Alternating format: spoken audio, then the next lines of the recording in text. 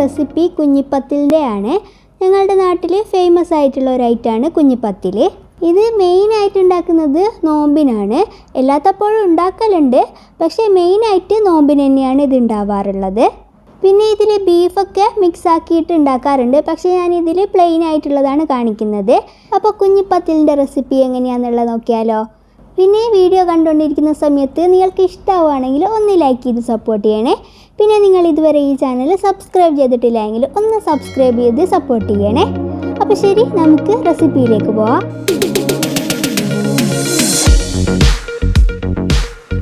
അപ്പോൾ ഇതുണ്ടാക്കാൻ വേണ്ടിയിട്ട് ഞാനിപ്പോൾ ഇവിടെ 1 കപ്പ് പൊന്നി അരിയാണ് എടുത്തിട്ടുള്ളത്. ഇതുപോലെ ഏതെങ്കിലും ഒരു പുഴുങ്ങലരി വേണം എടുക്കാനായിട്ട്, അല്ലെങ്കിൽ നുറുക്കരിയോ അങ്ങനെ ഏതെങ്കിലും അരി വേണം എടുക്കാൻ. ഇത് ഞാനിപ്പോൾ ഇവിടെ നന്നായിട്ട് കഴുകിയതിന് ശേഷം ഓവർനൈറ്റ് വെള്ളത്തിലിട്ട് വെച്ചിരിക്കുന്ന അരിയാണ്. അല്ലെങ്കിൽ മിനിമം ഒരു 8 മണിക്കൂറെങ്കിലും ഇതുപോലെ വെള്ളത്തിലിട്ട് വെച്ചാലാണ് നന്നായിട്ട് കുതിർന്ന് കിട്ടുന്നത്, എന്നാലാണ് നന്നായിട്ട് അരിഞ്ഞു വരുള്ളൂ. ഇനി നമുക്കിത് അരച്ചെടുക്കാൻ വേണ്ടിയിട്ട് ഞാനിപ്പോൾ ഇവിടെ മിക്സിയുടെ ഒരു ജാറിലേക്കായിട്ട് ഇട്ട് കൊടുക്കുകയാണ്. ഇതിൻ്റെ ഈ വെള്ളം ഒഴിവാക്കിയിട്ട് അരി മാത്രമായിട്ടാണ് ഇട്ട് കൊടുക്കുന്നത്. കുറേ അരിയൊക്കെ ഉണ്ടെങ്കിൽ ഗ്രൈൻഡറിലാണ് സാധാരണ ഇത് അരച്ചെടുക്കാറുള്ളത്. ഞാനിപ്പോൾ ഇവിടെ കുറച്ചായതുകൊണ്ട് മിക്സിയിൽ അരച്ചെടുക്കുകയാണ്. വീട്ടിൽ നിന്നൊക്കെ സാധാരണ ഗ്രൈൻഡറിലാണ് അരി അരച്ചെടുക്കാറുള്ളത്. അരി ഇട്ട് കൊടുത്തതിന് ശേഷം ഇനി ഇതിലേക്ക് ആവശ്യത്തിനുള്ള ഉപ്പ് ചേർത്ത് കൊടുക്കുക. എന്നിട്ട് ഇത് അരച്ചെടുക്കാൻ ആവശ്യത്തിനുള്ള വെള്ളം കൂടി ഒഴിച്ചു കൊടുത്തതിന് ശേഷം അരച്ചെടുക്കുക. ഇത്രയും വെള്ളമാണ് ഒഴിച്ചു കൊടുത്തിട്ടുള്ളത്. ഈ അരി ഒന്ന് മുങ്ങിക്കിടക്കാൻ ആവശ്യത്തിനുള്ള വെള്ളം മതി. അങ്ങനെ ഞാനിതിപ്പോൾ ഇവിടെ അരച്ചെടുത്ത് കൊണ്ടുവന്നിട്ടുണ്ട്. ഇതിപ്പോൾ ഇവിടെ നന്നായിട്ട് തന്നെ അരിഞ്ഞ് വന്നിട്ടുണ്ട്, പക്ഷെ മഷി പോലെ അരിഞ്ഞിട്ടില്ല. ഇതുപോലെ ആക്കുമ്പോൾ ചെറുതായിട്ടൊരു കുഞ്ഞൊരു തരി പോലെ വരുന്നുണ്ട്, എന്നാലും നന്നായിട്ട് തന്നെ അരിഞ്ഞ് വന്നിട്ടുണ്ട്. ഇത്രയും മതി. ഇനി നമുക്കിതൊരു ബൗളിലേക്ക് ആക്കിയിട്ട് മാറ്റി വെക്കാം. ശേഷം ഞാനിത് ഫ്രിഡ്ജിലേക്ക് എടുത്ത് വെച്ചിട്ടുണ്ടായിരുന്നു. എന്നിട്ടിപ്പോൾ ഇതിൻ്റെ വെള്ളമൊക്കെ കളഞ്ഞിട്ട് എടുത്തിരിക്കുകയാണ്. അപ്പോൾ തന്നെ ഫ്രിഡ്ജിൽ വെക്കണം എന്നുള്ള നിർബന്ധമൊന്നുമില്ല. അപ്പോൾ ഉണ്ടാക്കിയെടുക്കാത്തത് കൊണ്ടാണ് ഞാൻ ഫ്രിഡ്ജിലേക്ക് എടുത്ത് വെച്ചിട്ടുണ്ടായിരുന്നത്.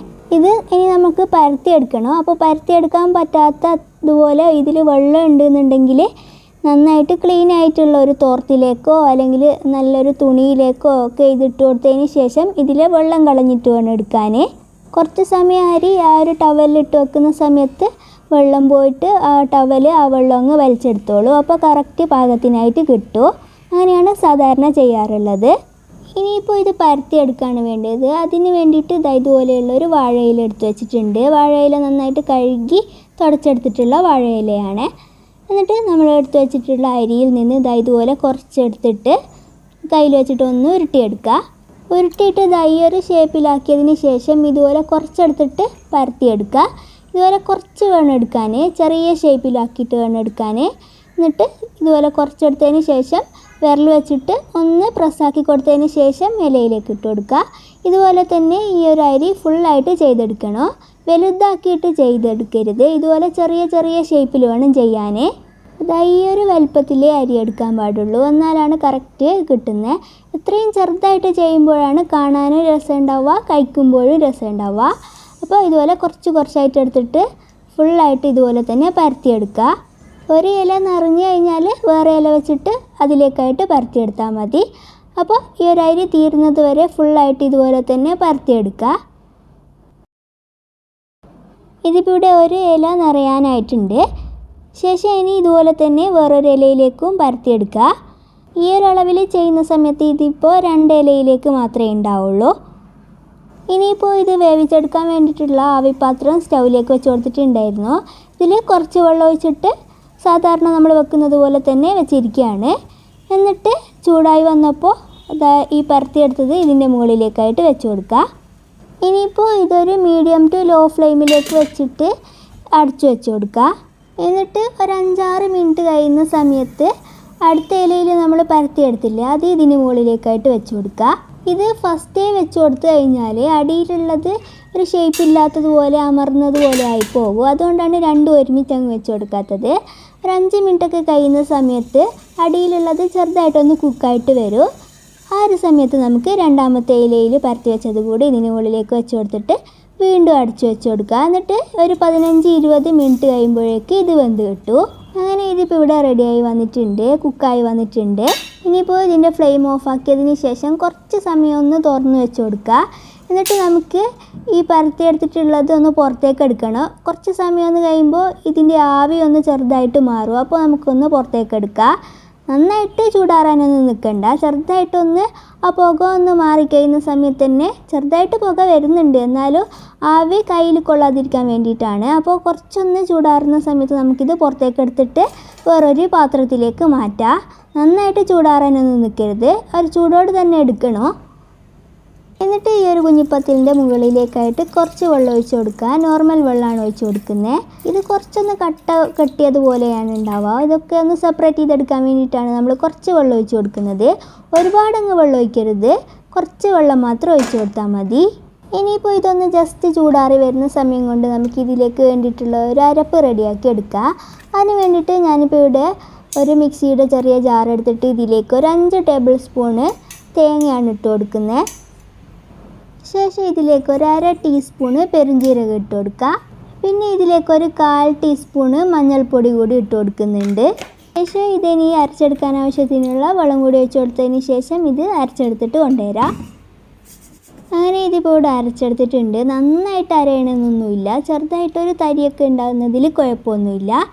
എന്നിട്ട് ഇതിലേക്ക് 2 ചെറിയുള്ളി കൂടി ഇട്ട് കൊടുത്തിട്ട് ജസ്റ്റ് ഒന്ന് പൾസ് ചെയ്തെടുത്തിട്ട് കൂടി എടുക്കുന്നുണ്ട്. ഇനിയിപ്പോൾ ചെറിയുള്ളി കൂടി ഇട്ട് കൊടുത്തതിന് ശേഷം ഒരുപാട് അരക്കരുത്, ചെറുതായിട്ടൊന്ന് പൾസ് ചെയ്തെടുത്തതിന് ശേഷം അതൊന്ന് മാറ്റി വെക്കുക. എന്നിട്ട് നമ്മൾ റെഡിയാക്കി വെച്ചിട്ടുള്ള കുഞ്ഞിപ്പത്തിൽ അപ്പോഴേക്ക് ചെറുതായിട്ടൊന്ന് ചൂടാറിയിട്ടുണ്ടാവും. അപ്പോൾ ഇതുപോലെ കൈ വെച്ചിട്ട് നന്നായിട്ടൊന്ന് ഉടച്ചെടുക്കുക. കട്ട ഉള്ളതെല്ലാം നന്നായിട്ട് തന്നെ ഉടച്ചെടുത്തിട്ട് സെപ്പറേറ്റ് ആക്കി എടുക്കുക. ശേഷം ഇനി ഒരു കടായി സ്റ്റൗവിലേക്ക് വെച്ച് കൊടുത്തിട്ട് ഇതിപ്പോൾ ഒന്ന് ചൂടായിട്ടുണ്ട്. ഇനി ഇതിലേക്കൊരു 2 ടേബിൾ സ്പൂണ് വെളിച്ചെണ്ണയാണ് ഒഴിച്ച് കൊടുക്കുന്നത്. വെളിച്ചെണ്ണ ഒന്ന് ചൂടായി കഴിഞ്ഞാൽ ഇതിലേക്ക് 3 ചെറിയുള്ളി ചെറുതായിട്ട് കട്ട് ചെയ്തെടുത്തിട്ടുള്ളതാണ് ചേർത്ത് കൊടുക്കുന്നത്. ചെറിയുള്ളി തന്നെ വേണം എടുക്കാൻ, എന്നാലേ ടേസ്റ്റ് കിട്ടുള്ളൂ. സവാള എടുക്കുകയാണെന്നുണ്ടെങ്കിൽ ഈ ഒരു ടേസ്റ്റ് കിട്ടില്ല. പിന്നെ ഇതിൻ്റെ അളവ് കൂടുതൽ എടുക്കണമെന്നുണ്ടെങ്കിൽ കൂടുതൽ എടുക്കാം. ഞാനിപ്പോൾ 3 എണ്ണം മാത്രമേ എടുത്തിട്ടുള്ളൂ. എന്നിട്ട് ഇനിയിപ്പോൾ ഇതൊന്ന് ചെറുതായിട്ടൊന്ന് വഴറ്റിയെടുക്കുക. ഒന്ന് വഴന്ന് വരുന്ന സമയത്ത് ഇതിലേക്ക് കുറച്ച് കറിവേപ്പില കൂടി ചേർത്ത് കൊടുക്കുക. എന്നിട്ട് വീണ്ടും വഴറ്റി കൊടുക്കുക. ശേഷം ഇനി ഇതിലേക്ക് നമ്മൾ അരച്ചെടുത്തിട്ടുള്ള ഒരു അരപ്പ് ഒഴിച്ച് കൊടുക്കുക. ഈ ഒരു മിക്സിയുടെ ജാറിൽ കുറച്ച് വെള്ളം കൂടി ഒഴിച്ച് കൊടുത്തിട്ട് അതും കൂടി ഇതിലേക്ക് അങ്ങ് ഒഴിച്ച് കൊടുക്കുന്നുണ്ട്. ശേഷം ഇനി ഇതിപ്പോൾ നന്നായിട്ടൊന്ന് ഇളക്കി മിക്സാക്കി കൊടുത്തതിന് ശേഷം ഇതിലേക്ക് കുറച്ച് ഉപ്പ് കൂടി ചേർത്ത് കൊടുക്കുക. ഈ ഒരു ഗ്രേവിയിലേക്ക് ആവശ്യത്തിനുള്ള ഉപ്പ് മാത്രം ചേർത്ത് കൊടുത്താൽ മതി, കാരണം നമ്മൾ അരിയിൽ ഉപ്പ് ചേർത്തിട്ടാണ് വേവിച്ചെടുത്തിട്ടുള്ളത്. അപ്പോൾ കുറച്ച് ഉപ്പ് ഇട്ട് കൊടുക്കുക. എന്നിട്ട് ഒന്നുകൂടി ഒന്ന് ഇളക്കി മിക്സാക്കി കൊടുത്തതിന് ശേഷം ഒരു മീഡിയം ഫ്ലെയിമിലേക്ക് വെച്ച് കൊടുത്തിട്ട് ഇതൊന്ന് തിളച്ച് വരാൻ വേണ്ടിയിട്ട് വെയിറ്റ് ചെയ്യുക. അങ്ങനെ ഇതിപ്പോൾ ഇവിടെ തിളച്ചിട്ടുണ്ട്. ഇനി നമ്മൾ റെഡിയാക്കി വെച്ചിട്ടുള്ള കുഞ്ഞിപ്പത്തിൽ ഇതുപോലെ ഇതിലേക്ക് ഒഴിച്ച് കൊടുക്കുക. കുറച്ച് വെള്ളം കൂടി ഉണ്ടായിരുന്നല്ലോ, അതുകൂടി ഫുള്ളായിട്ട് തന്നെ അങ്ങ് ഒഴിച്ച് കൊടുത്തിട്ടുണ്ട്. ഇനിയിപ്പോൾ ഇത് നന്നായിട്ടങ്ങ് മിക്സാക്കി കൊടുത്തതിന് ശേഷം ഇതിലുള്ള ഈ വെള്ളമൊക്കെ ഒന്ന് വറ്റി വരണം. അപ്പോൾ ഈ കുഞ്ഞിപ്പത്തിൽ ഈ ഗ്രേവിയൊക്കെ പിടിച്ചിട്ട് നല്ല ടേസ്റ്റി ആയിട്ട് കിട്ടും. ഇതിൻ്റെ ഫ്ലെയിം ഒരു മീഡിയം ടു ഹൈ ഫ്ലെയിമിൽ വെച്ചാൽ മതി. തീ ഒരുപാടങ്ങ് കൂട്ടി വെക്കണ്ട, മീഡിയം ഫ്ലെയിമും ഒരു ഹൈ ഫ്ലെയിമിൻ്റെ ഇടയിലേക്കായിട്ട് വെച്ചിട്ട് ചെയ്തെടുത്താൽ മതി. ഇതുപോലെ കുറച്ച് ഗ്രേവിയൊക്കെ ആയിട്ട് എന്നിട്ടത് കുറുകി വന്നിട്ട് ചെയ്യുമ്പോഴാണ് കുഞ്ഞിപ്പത്തിൽ നന്നായിട്ട് ഈ ഗ്രേവിയൊക്കെ പിടിച്ച് ടേസ്റ്റി ആയിട്ട് കിട്ടുന്നത്. അപ്പോൾ ഇതൊന്ന് കുറുക്കിയെടുക്കുന്നത് വരെ ഒന്ന് ചെയ്തെടുത്താൽ മതി. നന്നായിട്ട് ഇതുപോലെ തിളച്ച് വരുന്ന സമയത്ത് ഇടയ്ക്കൊന്ന് ഇളക്കി കൊടുക്കണം. അടിയിലൊന്നും പിടിക്കില്ല, എന്നാലും ജസ്റ്റ് ഒന്ന് ഇളക്കി കൊടുക്കുമ്പോഴായിരിക്കും ഇതിലേക്ക് നന്നായിട്ട് പിടിച്ച് കിട്ടുന്നത്. അപ്പോൾ ഇടയ്ക്കൊന്ന് ഇളക്കി കൊടുത്തിട്ട് ചെയ്തെടുത്താൽ മതി. അങ്ങനെ ഇതിപ്പോൾ ഇവിടെ ഗ്രേവിയൊക്കെ വറ്റി ഇതായി ഒരു പാകത്തിനായിട്ട് കിട്ടിയിട്ടുണ്ട്. അപ്പോൾ ഇത്രയും മതി.